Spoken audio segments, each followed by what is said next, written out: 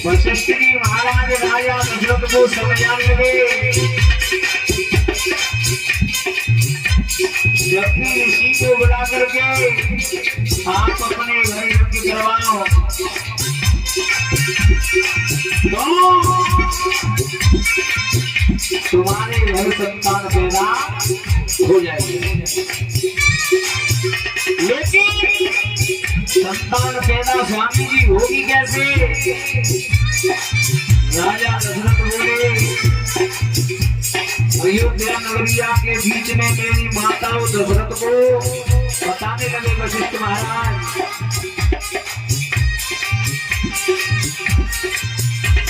और हमारी माता ध्यान देगी। परीक्षित महाराज जब यज्ञ होती है तो यज्ञ में क्या होगा? मेरी माताओं, सभी माताएं अपने घर यज्ञ करती होंगी।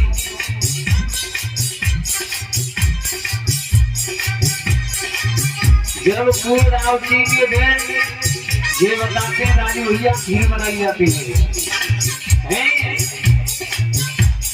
और वशिष्ठ जी महाराज बता रहे हैं कि जब पूर्णराव की बारे में खीर बनाई जाएगी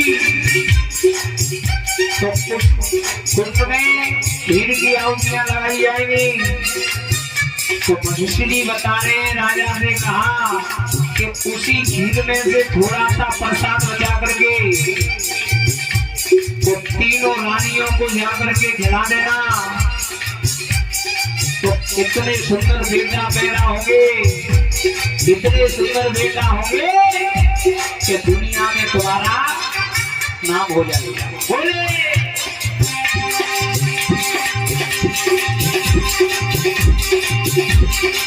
ओरे खीर जवरानी खावेगी,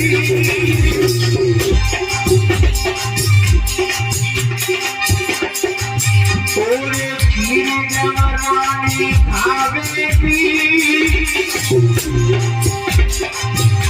प्यारी पूरी इच्छा होई के राजा छवि बनी जावेगी।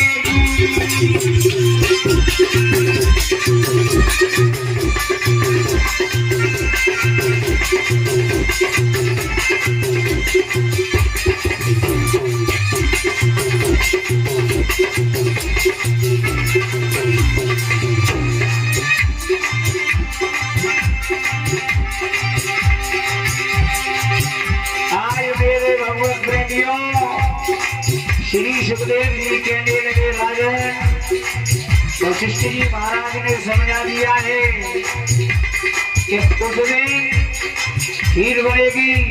बाबा खीर का प्रसाद कौशल्या सुमित्रा केकई तीनों रानियों को खिला देना। कितने सुंदर बेटा पैदा होंगे स्वामी जी, कितने सुंदर लड़ा पैदा होंगे कि सारी दुनिया में नाम हो जाएगा।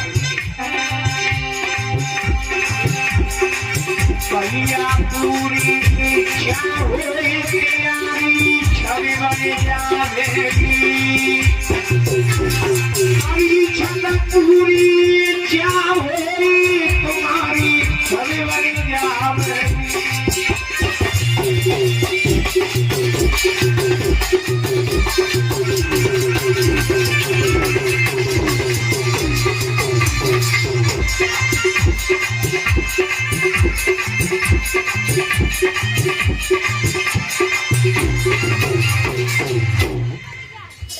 आज मेरे भगवत प्रेमियों, वशिष्ठ जी महाराज ने बता दिया है, बड़े विधि विधान के साथ में मेरी माताओं वैसा ही हुआ। विधि विधान के साथ यज्ञ करवाई गई। बड़े बड़े राजा महाराजाओं को बुलाया गया। 7वें दिन परीक्षित महाराज खीर बनाई गई। तो ये प्रमाण आया है कि श्रृंगी ऋषि महाराज ने दशरथ को खीर का प्रसाद दिया। तीनों रानियों को बताया है खिला देना, बहुत ही सुंदर लड़ा पैदा होंगे। वशिष्ठ की बताई हुई बात के द्वारा परीक्षित महाराज यज्ञ करवाया गया। वो खीर श्रृंगी ऋषि ने राजा दशरथ को दे दी और दशरथ ने वो खीर लेकर के महलों में गए। कहने लगे राजन, तीनों रानियों को खिलाई है। तो परीक्षित महाराज ये प्रमाण मिलता है, जब 9 मास पूरे होने के लिए आए, कहने लगे ऋषिराज, तीनों रानियों के गर्भ से 4 पुत्र, ये प्रमाण मिलता है कि तीनों रानियों के गर्भ से 4 पुत्र पैदा हुए। मेरे भक्तों, वैसे ये बताते हैं कि भगवान का जब अवतार हुआ, वैसे भगवान का मेरी माता को कभी विनाश नहीं होता है।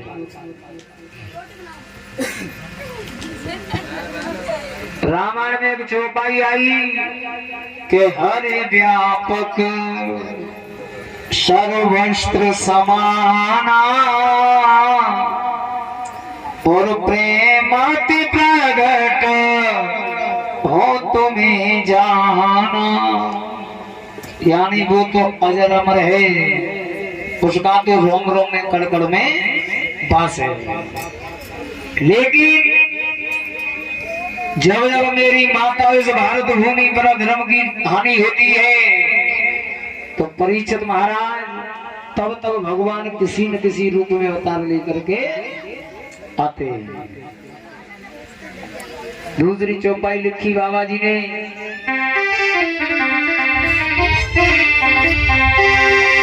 अरे जब जब होई धर्म की हानि,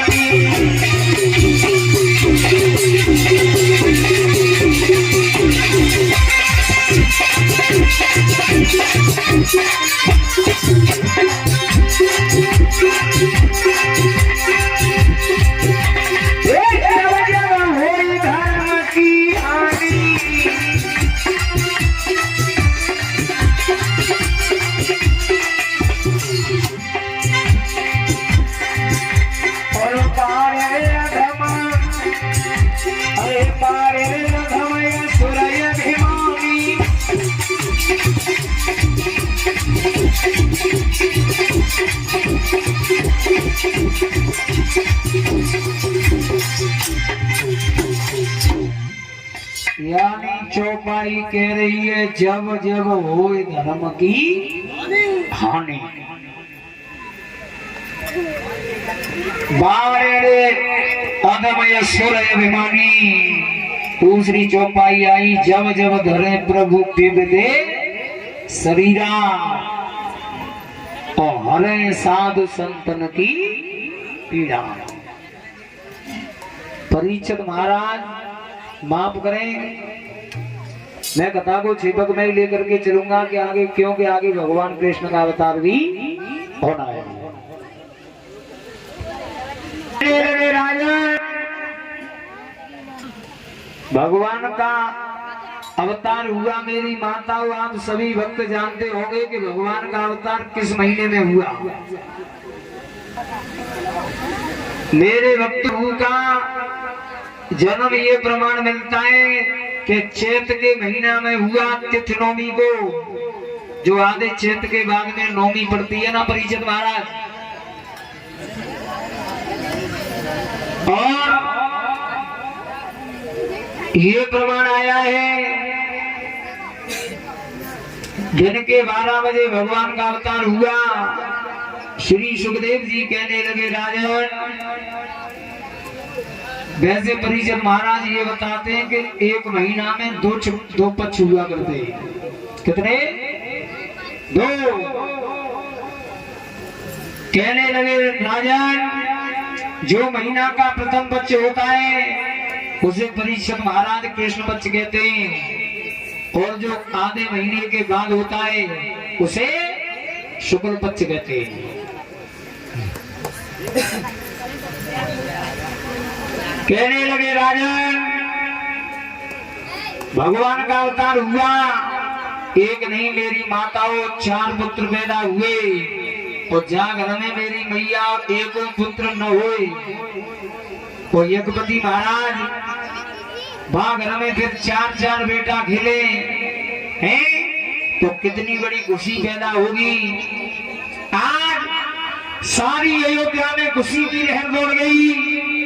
आज राजा दशरथ के आंगन में आकर के अयोध्या की नारियां मेरी माताओं नाच नाच करके बधाई डालने लगी। कौशल्या केकई सुमित्रा को बधाई दे रही है, कहने लगी माँ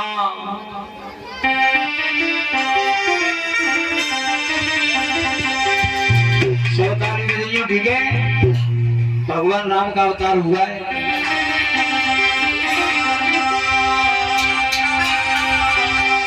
पूरी दशरथ घर खुशी अपार,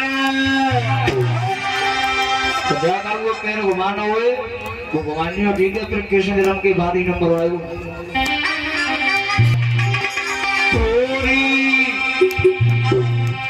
दीदी दशरथ घर खुशी अपार,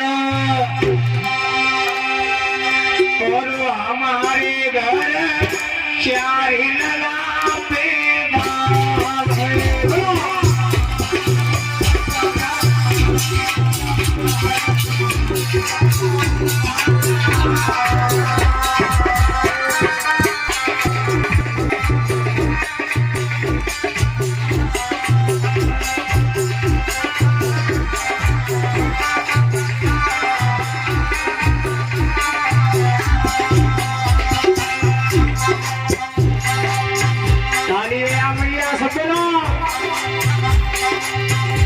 दीदी पूरी दशरथ घर खुशी अपार, हमारे घर 4 लला पे बावई।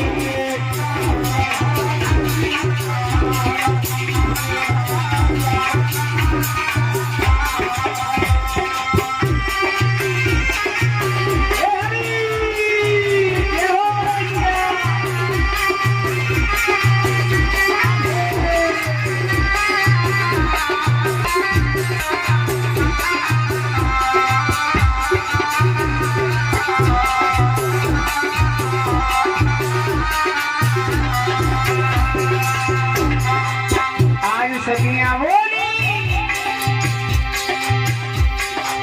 पूरी की तो चंद्रा मगन एक सूरज मगन,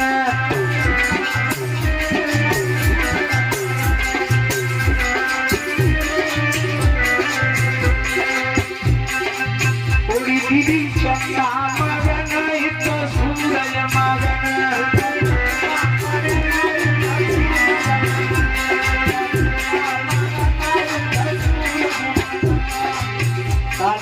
परीक्षण महाराज पूरी पालन को खुशी अपार, हमारे घर 4 लला पैदा भये।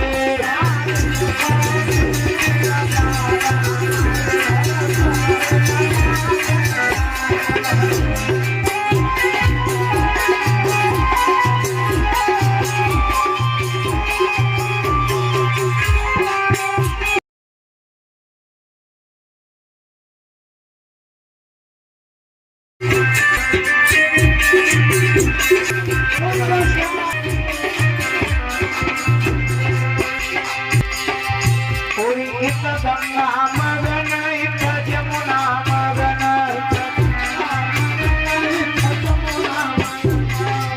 पूरी दीदी गंगा मगन एक जमुना मगन,